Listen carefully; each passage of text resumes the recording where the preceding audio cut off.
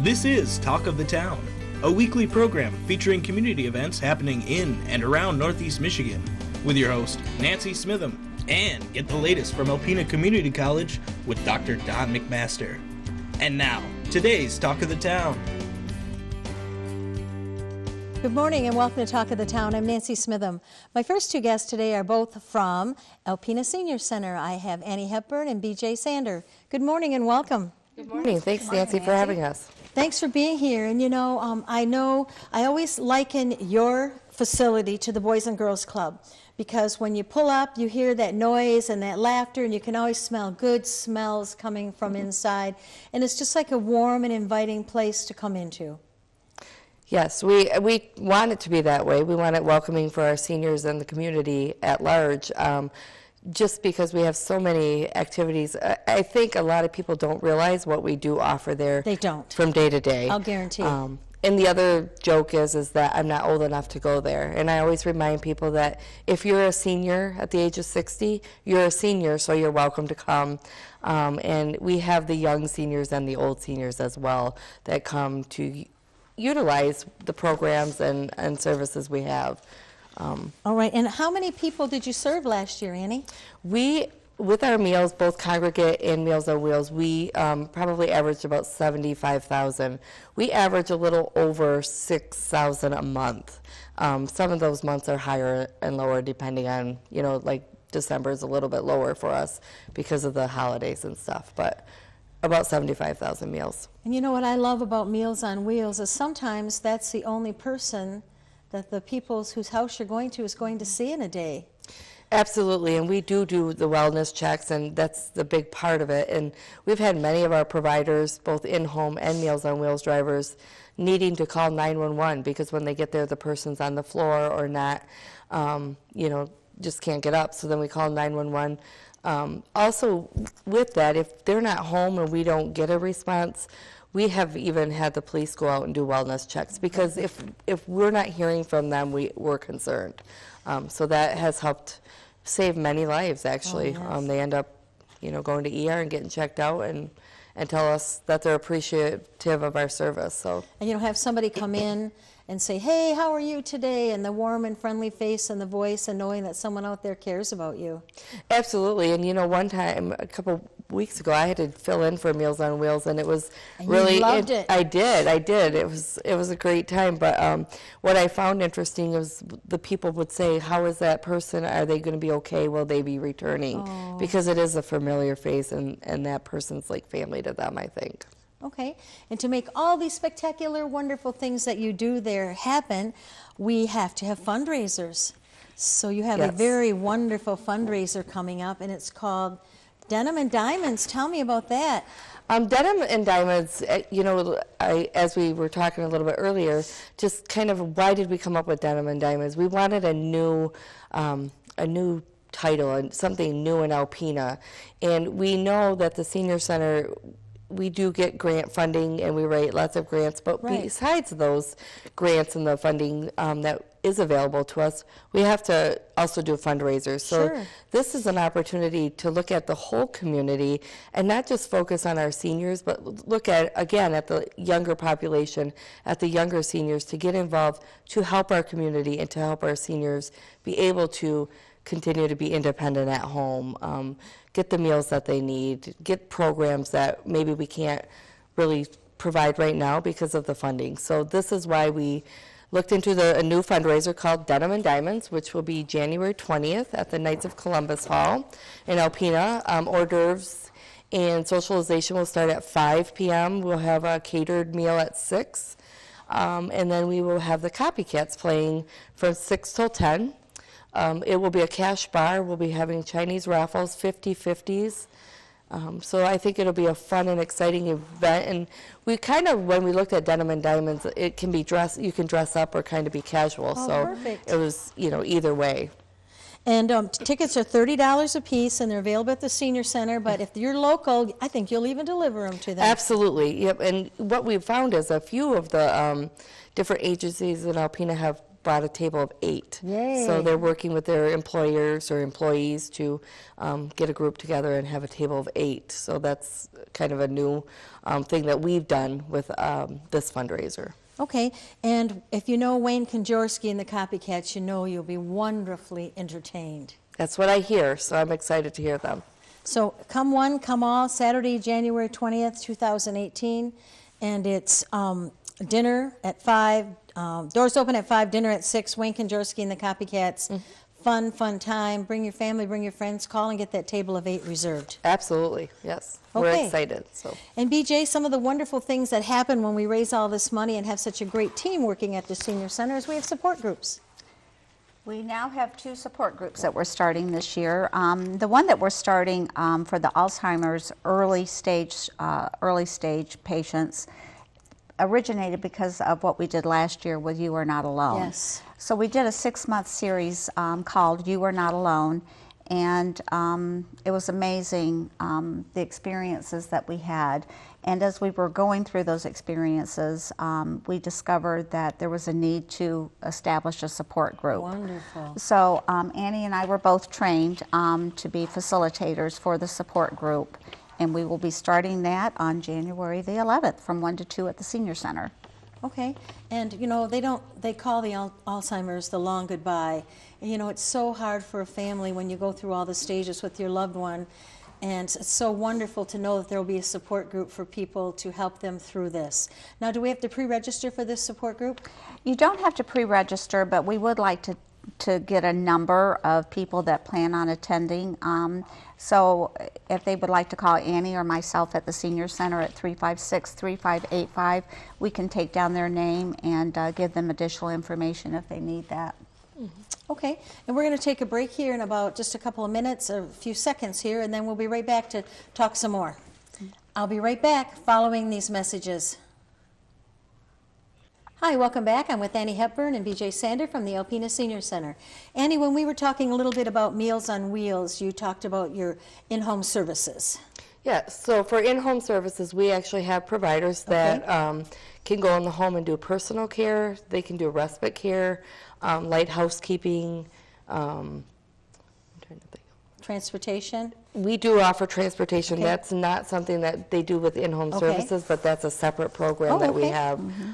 So we could talk about that a little bit more. But mostly the housekeeping, personal care, and respite care is for them, for people to be able to maintain independence in the home. How do we get linked up with those services? Just by calling the Senior Center. Mike Stoffer is our in-home service manager, and he will come out and do an assessment. It's really about 30 minutes to an hour, ask some questions, and assesses really the need of what the client needs. Now, is there a charge for these services? It's a suggested donation of $6 an hour. Wow. Yes, absolutely. Wow. So. Okay, transportation. So transportation is funded through the Older Persons Committee, and that's where we get our funds through. And what that is that people can get transportation to doctor's appointments locally. We actually have transported people to the caring place, to hair appointments, grocery shopping. So the funds cover the bus and the staff. So it's a free service Wow. for anybody in Alpena County over the age of 60. That's wonderful. I had no idea about that. Yes. Yep. This is the second year, and BJ is in charge of that. People call the center, talk to BJ, and she sets up all the appointments. And it's quite busy, I bet it is. That's wonderful. quite busy. Yes. All right. Now, you have another support group that you're going to be doing. Yes, we're starting our kinship support group, and that starts on January the 23rd from 10:30 to 11:30. And that is for grandparents or family members raising relative children. So it's 55 years and older for the family member raising the children up to the age of 18. And we felt like there was a need to have a support group for them, because if you've already raised a family and now you're raising another family and you feel like you're not getting the financial support that you need or the personal support that you need, it can be very frustrating and very upsetting. So Oh, yes. And to be in a room with people who are going through the same problems that you are, and how do you deal with all these electronics? How do you deal with this? And I mean, we're old and we're tired, and it's different. So wonderful. So when will that support group start, and when will they meet? that starts on January the 23rd. Okay. And that's on a Thursday. I believe so. Yes. So, and we'll have one every month. Oh, okay. Yes. And so same thing, just call the senior center? Call the senior center for additional information, talk to Annie or myself, and we can put your name down just so we can get a general idea of how many people will be attending. Okay. When we plan on having some guest speakers, really offering a lot of resources that people may not be aware of out in the community. Perfect. That are going through this. Perfect. Yeah. Okay, and Annie, another really important thing at your center that's very busy is the Medicare, Medicaid person, Kitty. Kitty Glumsky, yep, she's our Medicare Medicaid assistance program. It's called MAP. Okay. Again, it's a free program, but it helps people look at if they can't afford their medication, their prescriptions. There are programs that she sometimes has knowledge of that can help get them either cheaper or sometimes paid for. Also looking at the secondary insurance, or if you're new to Medicare when you turn 65, what happens next. She has helped people apply for Medicaid. Just a whole gamut of information, and she's very knowledgeable and helps people do that. And with open enrollment, which was recently from October till December, Right. Her and some other volunteers met with people one-on-one. They saw in that time frame, saw over 800 clients and helped save those clients over $700,000. Oh my goodness, that's amazing. So huge savings, and a lot of people, you just need help in knowing where to call and how to get through that. Also, she makes people aware of the Medicare scams or other scams that people get hit with every day. And as we all know, our seniors are very vulnerable, and that seems to be where people get targeted, is when they're seniors, and so we help them and make people aware of these scams. Yay. Kitty told me a story about a man and woman who came in and they were working on her insurance, and she just said to the husband, well, let me look at yours. Oh, no, mine's good. I'm set. I'm all set. And when they got done, I can't remember how much she saved him, but she saved him so much money, and he wasn't even there for him. So it's worth, calling, making the appointment, and getting the review of your insurance. Especially if your insurance is changing or you have additional health issues or things are happening that you don't know what to do, because trying to navigate through those things or making those calls and have all those buzzwords thrown at you that you don't have a clue what they're talking about, to sit face to face with Kitty or one of the volunteers is the way to go. Absolutely, and as we know, the phone systems now is press this and wait, and then you get this person. And so what we find out is that if they don't get help, a lot of people do not get the services they need because they just stop. They don't want to pursue that process because the paperwork process is so scary. It's actually just very intimidating, and people don't apply for Medicaid or don't look further because of that process. It's Right. it's just intimidating. I know I sent my mom over there, and she thought she was pretty smart about everything, and she came back and was just amazed at how helpful that Kitty was. And I mean, she didn't really have to change anything. She was doing it the right way, but that affirmation was wonderful. Yep. Okay, and I just want to personally bring up real quickly your newsletter. If you're not on the list to get this newsletter, you need to be. Wonderful opportunity in here for local businesses to advertise. All kinds of fun things that go on, and the menus and the list of all the things that are happening are all in there. A lot of times I look at that menu for ideas of what to fix for dinner. Oh, there you go. Oh, wow. Yeah. Great But you idea. just need to come and see us. Yeah. And we'll fix your dinner and do your dishes. Oh, yay. And we want to let people know, too, that the suggested donation for seniors for dinner and lunch and dinner is? $3.50, and it's a suggested donation. Okay. And if you're under 60, the suggested donation is? It's $7. It costs $7 if you're under 60. And you go, and it's a homemade, wonderful homemade meal. And like I said, you'll smell it when you're out on the sidewalk. Yeah, and it's a good thing that you brought up the meals again, because a lot of people have a misperception about our meals, that what we serve to our congregate people is different than what we provide to our Meals on Wheels clients, and it is not. What we serve there at the center is what we deliver to the people at home. So they get that same homemade meal. Perfect. Yes. All right, well, we have just enough time to go over this one more time. Denim Diamonds. Tell me all about it one more time. Saturday, January 20th at the Knights of Columbus Hall in Alpena on Hamilton Road. The cost of the tickets is $30. The doors open at 5 for hors d'oeuvres and socialization. Dinner at 6, and we will have music by the Copycats, 50/50, Chinese raffle, and cash bar. And just make sure you call and get your table of 8, be there and have fun and help support a wonderful entity in our community. And volunteers, you're always in need of volunteers. Absolutely. So anyone has an hour a week, 2 hours a month, whatever, you'll take them. Absolutely. Call me. And We'll get you hooked up. Okay, and what's the number again, BJ? 356-3585. From all of us here at WBKB TV, Happy New Year. Congratulations on the wonderful services that you provide to our senior community. Thank you. Thanks for having us. Thank you. Please stay tuned for Dr. Don McMaster following these messages. Greetings, everyone. Welcome to Talk of the Town. I'm Dr. Don McMaster. I'm president of Alpena Community College, and I'm pleased to have as our guests this morning Pastor Tom Orth and Father Bill McClure. Welcome. Thank you very much. Thank you. Well, I have to commend you both. In your group, you are once again sponsoring a Martin Luther King Day activity, and let's talk about that today. What do you have planned? And well, let's start there. What do you have planned? Well, it's the 15th, Monday the 15th this year. Unfortunately, the college is just starting that day. Yes, we are. So, but we have afternoon programs starting with our chili supper at 5 o'clock. And then at 6:30, we're going to have an essay reading. We have junior high and high school students who have written essays about Martin Luther King and the value and his meaning. And so those are going to be in Grantham Theater and read there. And then in the evening, we have a presentation from the Thunder Bay Theater Company about Martin Luther King and his value and some of his Reader's Theater is what it's going to be, some of his statements. Wonderful. Sounds like a great day. Mm-hmm. And Father, your involvement in this? Well, I've just been honored to be a part of this committee, to be able to champion Dr. King's message and to try to vitalize people in a remotely rural area that might easily neglect such a powerful message to help us to transform our world.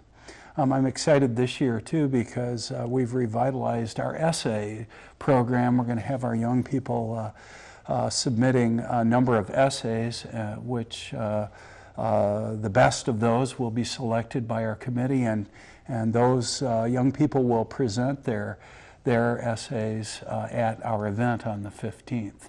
And so we're looking forward to that happening once again this year.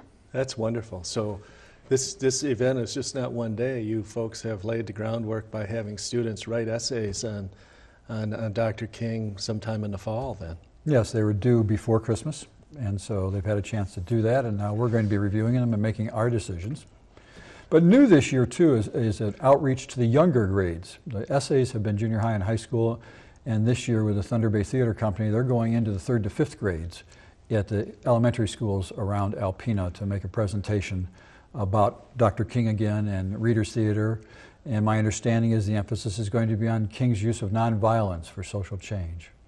Very good. So you're getting Dr. King's message to very, very young people, mm-hmm. where it can embed. We hope so. We are, as Bill said, not representative of the entire country in Alpena. We don't have the diversity here, and so we hope to share some of the meaning and the value that King brought and the activities that he did and what his movement was responsible for, and help people understand some of that. And for folks who should know more about Dr. King but don't, what are some of those lessons?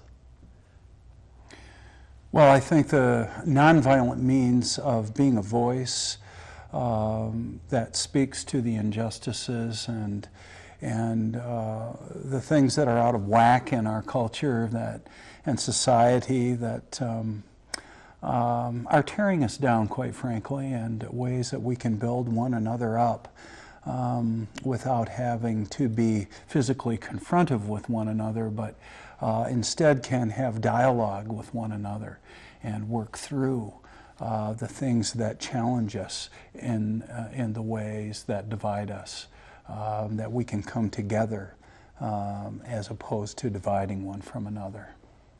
And I think Dr. King worked very hard to help people to realize the power in being able to sit down with one another and work things through in a loving way out of respect for one another that upholds the dignity and respect of every human being.